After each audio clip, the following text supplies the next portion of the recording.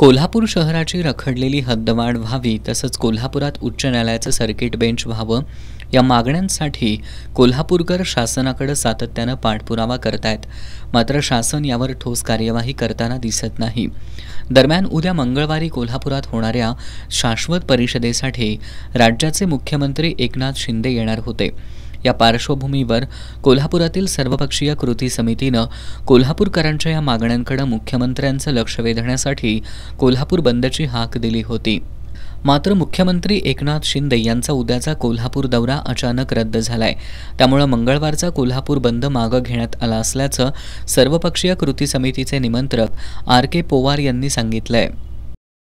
बंद जो काल दिलेला होता तो बंद परत घेतलेला आहे आणि बंद एवढ्याकरता घेतलेला आहे की ज्यावेळी महाराष्ट्रातले मुख्यमंत्री कोल्हापूरला येतील त्या आलेल्या दिवशी कोल्हापूर बंद पुकारलं जाईल एवढी या ठिकाणी मी नोंद करतो।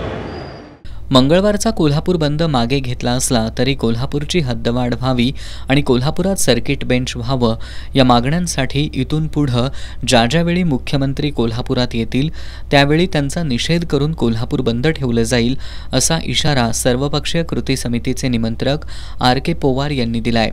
दरम्यान या सर्वपक्षीय कृती समितीनं आज कोल्हापूर महानगरपालिकेच्या प्रशासक के. मंजुलक्ष्मी यांची भेट घेतली। समितीनं त्यांना पालकमंत्री आणि मुख्यमंत्र्यांकडे कोल्हापूर शहराच्या हद्दवाढीचा प्रस्ताव पाठवण्याबाबत निवेदन सादर केलं।